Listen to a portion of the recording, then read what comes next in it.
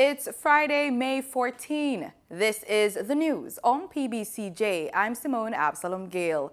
Vaccine hesitancy is a troubling term that the Health and Wellness Ministry is ascribing to persons in the high-risk age group who have not gotten vaccinated or may be reluctant to. Portfolio Minister Dr. Christopher Tufton says less than 16% of that group have taken the jab. The matter was discussed at Thursday's COVID Conversations media briefing. The Health Minister says although it's early time yet for an overall population count, there are signs of hesitancy among the vulnerable population, with the 60 to 69 age group having just under 16% take-up, and they're not the only ones. 70 to 79, 22.6. And over 80, just under 18% take-up. Now, I'm not prepared yet to say, and we're not prepared yet to say that it's purely about hesitancy, because I think there is a need to ensure that there is equitable access by all the socioeconomic groups across the population. And I do believe that what the blitz that we had demonstrated with the involvement of our elected officials or members of parliament, councils, and so on, is that their efforts and the mobilization to take people out of communities who otherwise may not have had either the means or the inclination, so they had to be convinced, that contribution made a difference in terms of persons coming out and persons coming out representing all the socioeconomic groups.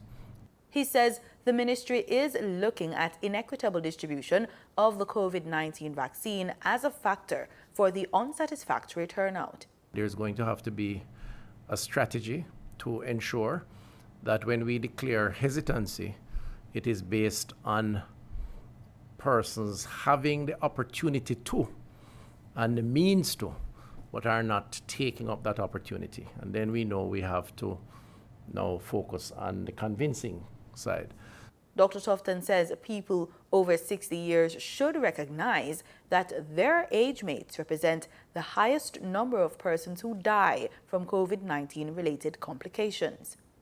And so it is so important for them to take advantage of the opportunity to access the vaccine. And even with the challenges of sourcing supplies, the reality is that that opportunity exists now and has existed for some time.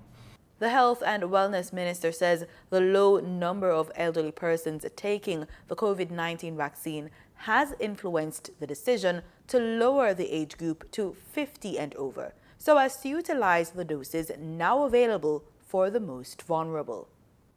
The Ministry of Health and Wellness wishes to advise that persons 50 years and older are now able to register to be vaccinated. This comes on the heels of the ministry's ongoing vaccination program. Persons wishing to be vaccinated are reminded that they must make an appointment through the ministry's website at www.moh.gov.jm or through the National Vaccination Hotline at 888-1-LOVE or 888-663-5683.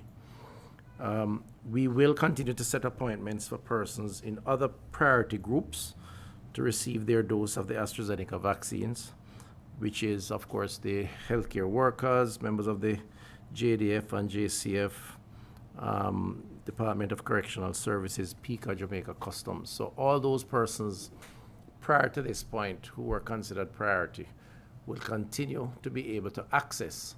The public is being reminded to arrive 15 minutes before scheduled appointment and to take along proof of appointment with a valid government-issued ID or a letter from a JP attesting to their age. The ministry, through each parish health department, is currently contacting persons to arrange for their second dose of the AstraZeneca vaccine. The ministry is encouraging members of the public who are due for their second dose and have not received their call to contact the National Vaccination Hotline. Additionally, persons are being reminded that they are not fully vaccinated until they have received their second dose of the vaccine. We have approximately 40,000 persons who are due for their second dose in the month of May. As at May 11th, 2021, we had inoculated with the second dose 6,999 persons. The Caribbean Examinations Council, CXC, is being asked to review recommendations to the administration of this year's exams. CARICOM's Council of Human and Social Development made the call following its receipt of petitions against the structure of this year's exams. Teachers, unions, and parents of students due to sit the Caribbean Secondary Education Certificate, CSEC, and Caribbean Advanced Proficiency Examination, CAPE, wrote the petitions, which also cites opposition to the decision not to adjust the exams in light of the difficult situations confronting students due to the COVID-19 pandemic. The CARICOM group says CXC's response will be sent to participating governments next week before being taken to its governing council for approval. There is a new agricultural program set to attract more females to the sector. The program, dubbed Agriculture in Bloom, is being spearheaded by the Ministry of Agriculture and Fisheries. Portfolio Minister Floyd Green shared the details during his contribution to the sectoral debate in Parliament this week. Mr. Green said the ministry is seeking to engage 50 women who are at different ages of their agricultural and entrepreneurial engagements and help them to transition. This Agriculture in Bloom is a multifaceted program to celebrate our women involved in agriculture and fisheries and highlight them as examples to inspire other women. I want to publicly thank the participants for sharing their stories. This year, Madam Speaker, we seek to engage 50 women who are at different stages of their agri-entrepreneurial journey and help them to transition. We will be providing inputs, training, and grant funding. The Tip Friendly Society recently launched its Tip Friendly MasterCard. We get more in this report from Melvin Pennant. The Tip Friendly Society is a non-profit-based insuring society for all persons employed in the field of education. Recently, the society had a virtual launch of its new prepaid MasterCard. The card was conceptualized by Tip Friendly Society Treasurer Clayton Hall. The product was conceptualized to provide a line of credit to teachers, which would reduce their need to access our branches in order to benefit from our services. We also considered that if we could facilitate this line of credit being widely used or accessible, then it would be okay to twin it with a card product. And as such, we went through the conceptualization December of 2018, and we began hunting partners. It was about that same time that Alliance was coming into the market, and as such, we made overtures to Alliance to see if we could facilitate this partnership. The co-branded Tip-Friendly ePay MasterCard, which has been activated, is facilitated by Alliance Financial Services through its agencies island-wide and is aimed at reducing face-to-face transactions, especially in the light of COVID realities. The e-payment group provides technological support and accounting systems for the card. Card can be used at any point-of-sale terminal across the globe where MasterCard is accepted, or at any ATM machine also where MasterCard is accepted. The card can also be used online to make purchases, whether local purchases or international purchases, like any other MasterCard. The beauty about this card that it is linked to the Tip Lifeline product, and the Tip Lifeline product creates a credit limit that the card can access for loans for the persons that's the teachers and members of the Tip Friendly Society. Jamaica Teachers Association President Jasford Gabriel was also at the launch and endorsed the initiative. This is a revolutionary product, and it will certainly meet much of the needs and demands of our teachers across the system. It's a time that is so challenging for all of our teachers, and with the MasterCard benefits, it means that this card can be used at locations right across the world. Melvin Pennant, PBCJ News. In today's extended business report with Gabriel Thompson, we look at news from Tax Administration Jamaica, explore the issue of food security, plus get other market details.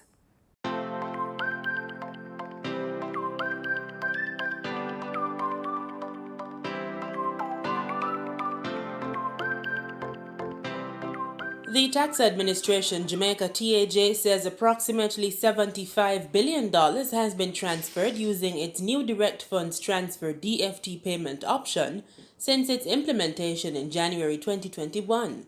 This amount equates to in excess of 6,000 transfers during the period January 11 to April 30, 2021. The service gives taxpayers the convenience to transfer funds from their own bank account to TAJ's bank account for the payment of several business-related taxes and fees. It is the newest addition to the tax authority's payment options, designed to reduce and remove the manual direct banking arrangements which previously existed. An additional benefit to customers utilizing the new procedure is being able to access and print their own official receipts from the TAJ website. The DFT payment option, which is semi-automated, has been developed primarily for customers of other banks, but is also available for customers of Scotiabank and the National Commercial Bank. TAJ says the use of the Direct Funds Transfer Number DFTN will enable its Revenue Administration Information System RACE to automatically generate the receipts for payments, which may then be printed by the customer. Persons may access additional information and details about the DFT through an information hub on TAJ's website at www.jamaicatax.gov.jm, which includes a brochure, guides, and other material. For further information and support, customers assigned to the large taxpayer office may contact their client relationship manager. Other customers may contact a taxpayer education officer, the TAJ Customer Care Center, at 888-TAX-HELP. That's 888-829-4357, or access the relevant how-to guides on TAJ's website. The new face of food is research. The Jamaican government has received approval from the Public Investment Management Secretariat for a 10-year, $5.4 billion project to continue the work of updating and upgrading the island's research and development facilities. Minister of Agriculture and Fisheries Floyd Green made the announcement Wednesday during his sectoral debate in the House of Representatives. Addressing the issue of food security, the Agriculture Minister announced that the National Seed Policy tabled in 2019 is being fast-tracked and spoke to investments and partnerships made to establish a certified cut grower scheme for commercial seed production. This will include colleagues registered and certifying seed producers, developing protocols, and identifying suitable tracts of land and facilities for commercial seed production. We've already started that journey. In fact, we invested, Madam Speaker, US $230,000 in partnership with Cardi to expand and upgrade the seed storage facility at the Boyz Research Center.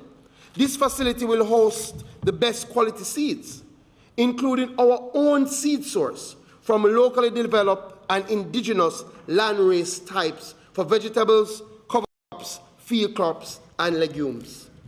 He also disclosed additional partnerships for research.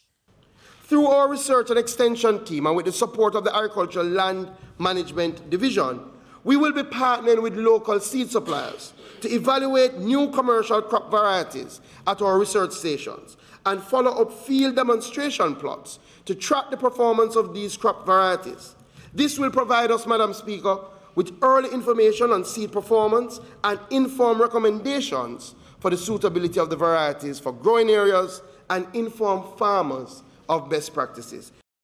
The minister's comments come just days after food processing giant Jamaica Flour Mills, JFM, announced an increase of between 8 and 11% to the prices of its products. On Sunday, JFM announced the price increase in a full-page advertisement run in the island's 2 daily newspapers. The price increase took effect on Monday. In the ad, JFM's management said since the start of the year, quote, grain prices traditionally traded on stock exchanges around the world have seen unprecedented increases, with corn increasing in excess of 46%, end quote. The food manufacturer said there has been an increase of more than 28% in the price of wheat, the product used to produce all categories of flour, bakery mixes, and wheat byproducts. JFM's management says increases in the cost of oil also affects their pricing. It said, quote, "These costs are further affected locally by the decline in foreign exchange rates, which have moved by more than 5% since January to April of this year in respect of the US dollars, as all imported inputs, raw materials, and freight are billed and payable in US dollars," end quote. Jamaica Flour Mills said it was aware of the impacts that a price increase will have on the most vulnerable in the society. In Thursday's trading session, the JSE Combined Index advanced by 693 points to close at over 400,000 units. Overall market activity resulted from trading in 88 stocks, of which 42 advanced, 38 declined, and 8 traded firm. The Junior Market Index advanced by 1 point to close at over 3,000 units. Stocks advanced for Access Financial Services Limited, Berger Paints Jamaica, and Blue Power Group Limited. Stocks declined for 138 Student Living Jamaica Limited, Barita Investments Limited, and Caribbean Cement Company Limited. Trading firm were CAC 2000 9.5% preference shares, Caribbean Flavors and Fragrances Limited, and Siboney Group Limited. Jamaican Teas Limited was the volume leader with 6.7 million units, followed by Future Energy Source Company Limited ordinary shares with 5.2 million units, and Sagicor Select Funds Limited Financial with 4.9 million units. In foreign exchange trading for Thursday, May 13, the US dollar sold for an average $151.55. The Canadian dollar ended trading at $127.12. The pound sterling traded for $212.61, and the euro sold for an average $182.67. Oil prices rose on Friday, reversing some of the previous day's sharp losses as stock markets strengthened, though gains were capped by the coronavirus situation in major oil consumer India and the restart of a fuel pipeline in the United States. The two contracts lost about 3% on Thursday. Global equities rose and the dollar slipped on Friday after U.S. Federal Reserve officials said there would be no imminent move to tighten monetary policy in the world's biggest economy. Brent crude futures were up 66 cents or 1% at $67.71 a barrel. West Texas Intermediate crude futures gained 63 cents or 1% at $64.45 a barrel. And on that note, we close this Friday edition of the Business Report Inside the News on PBCJ. I'm Gabrielle Thompson. Pleasant viewing. In regional news, we begin in St. Lucia. The Petroleum Dealers Association is calling for answers after rumors abound over the introduction of a new player in the price-controlled market of fuel products. What would a new player in the price-controlled petrol industry mean for established petrol dealers on island? The conversation has been ongoing from 2020, when President of the Petroleum Dealers Association, Evaristus Jamari, penned a missive to the Minister for Economic Development, Guy Joseph, seeking, quote, information regarding the entry of a new marketing company in the local petroleum market, unquote. We sought to have an audience with the Minister of Economic Affairs, Mr. Guy Joseph, back in February 2020. A letter was CC'd to the Minister of Commerce, Mr. Bradley Felix. And essentially what we were saying is, look, we're hearing those rumors of another player into the market, which would increase the network of service stations. And we're saying, look, this is a control item. You have already decided what our margins would be on every fuel or gallon of gas. Perhaps it would be important to have a discussion with us. The petrol dealer in his missive pointed to the importance of controlling the growth of the market to avoid retailers from operating below the volume of viability. This, Jamari says, may be contrary to popular belief that more competition may fare well for consumers. However, he notes this is not the case for a small island developing state. I know some people may think that generally if there are more players in the market, somehow it's going to be a more competitive market and therefore the price of the product is going to go down. Well, that obtains in larger economies where people have alternative ways of traveling across a country. For instance, you have trains and tubes, these are alternatives. But in our case, it's fuel, and there's no substitute for fuel. And it's not an accident that in all these smaller territories that fuel is a control item because, you let that get out of hand, it's very inflationary, it'll impact the price of everything else. So that's why it's a control item. And so we need to have a discussion with the Minister of Economic Affairs. Jamari says the February 5, 2020 letter by the Petroleum Dealers Association sent to the authorities to this date has received no response. We followed it up in July, saying this has become urgent because we are hearing moves on the ground that, in fact, the new operators had established an office in St. Lucia. We still didn't get any response, which to me is discourteous. It shows a certain contempt for the players in the industry. And now we are knowing with a fair degree of certainty that they have entered the market by route of supply of LPG, and that plans are afoot to establish somewhere, I think in the cul-de-sac area.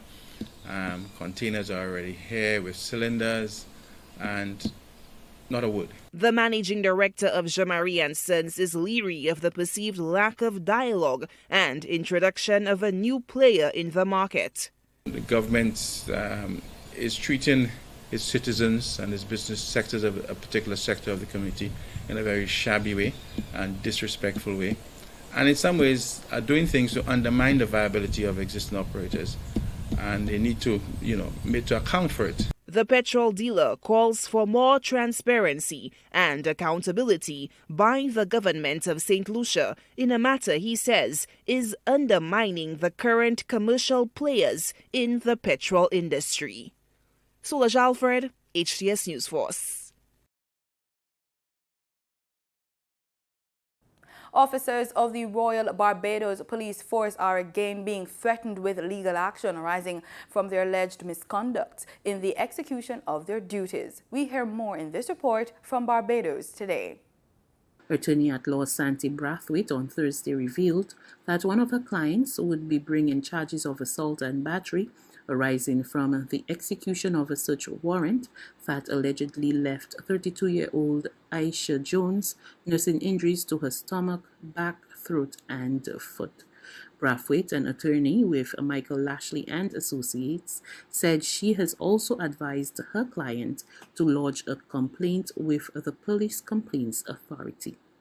I will be drafting a letter sending it to the Commissioner of Police with regards to what would have transpired at the residence.